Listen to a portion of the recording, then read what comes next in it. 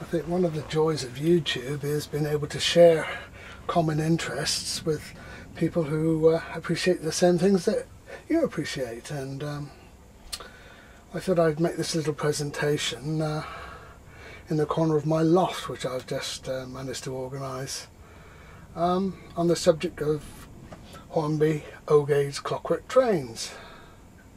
I know when I was 12 my mother gave me my very first set, and I'm lucky enough still to have it, and here is the box. I think in those days a set like this would have cost the equivalent of about 2 weeks' pay for my father, but it was certainly a very big influence on me as I was growing up, and probably sowed the seed for my interest in model railways and real railways. As you can see, there's an excellent photograph of an LNER Flying Scotsman on the front cover, but unfortunately when you open it up, the scale of the Clockwork O-gauge train is nowhere near representative of that. Probably today that wouldn't be allowed because you don't see an engine like that inside the box. But what you do see is interesting in its own right. And you get a set of 3 goods wagons, an 040 locomotive, enough track to make an oval, and really this is a start.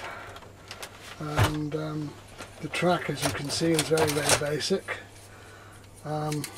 Quite why Hornby decided to put sleepers so far apart I can't imagine, really, because it's certainly nothing like the prototype.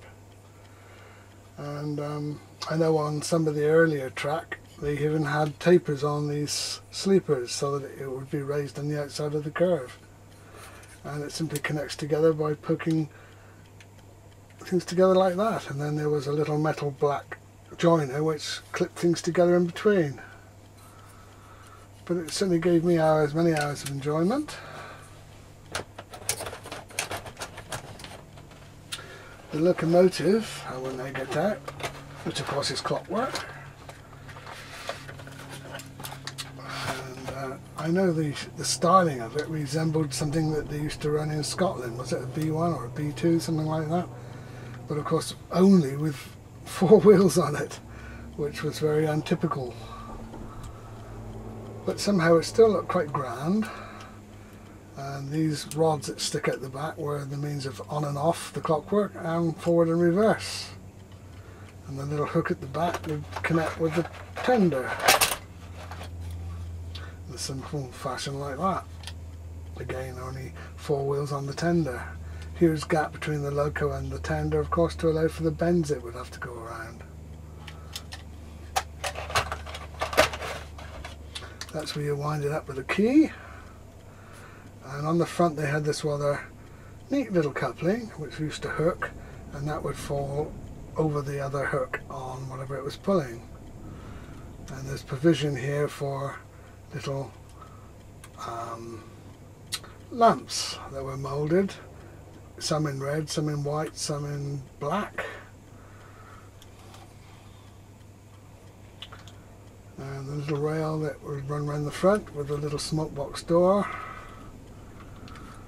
Quite an interesting sort of shape, but not very typical. 5600 is the number. I wonder what number that corresponds with. Someone out there would probably know.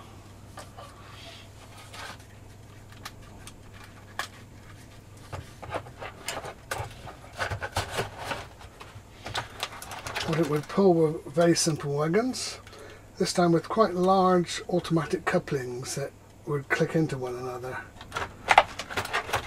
So you just had to position them somewhere near and they would mesh and be connected. It's strange in a way that they have such bulky things, because a similar idea, much smaller, would have done the same job, I would have thought. I see on this one I managed to put in a card insert to represent a load of sand. Normally this would just be an empty box. But they're very characteristic little wagons. The sill bars and the numbering, probably very similar to the original. metal wheels, although I believe eventually in the late 50s those went to plastic wheels. In fact, the plastic wheels, although it didn't sound as good quality, probably ran a bit smoother.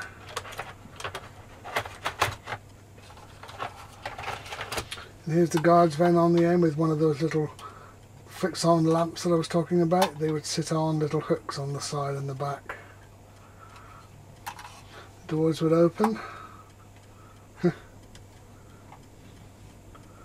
Representative of the chimney there. Quite nice, really. And that would hurtle around at breakneck speed.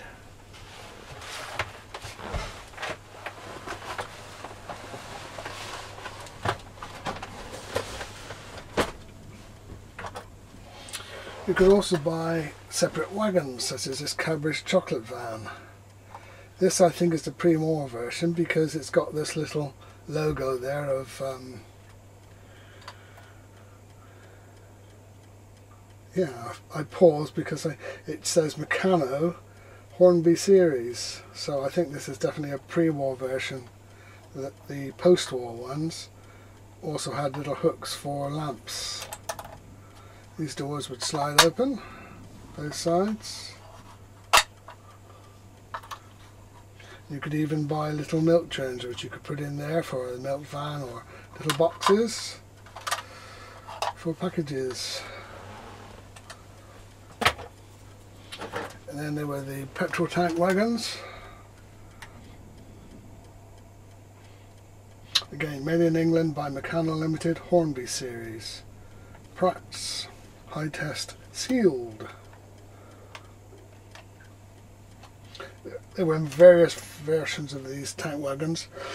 I remember the silver, all silver Esso ones.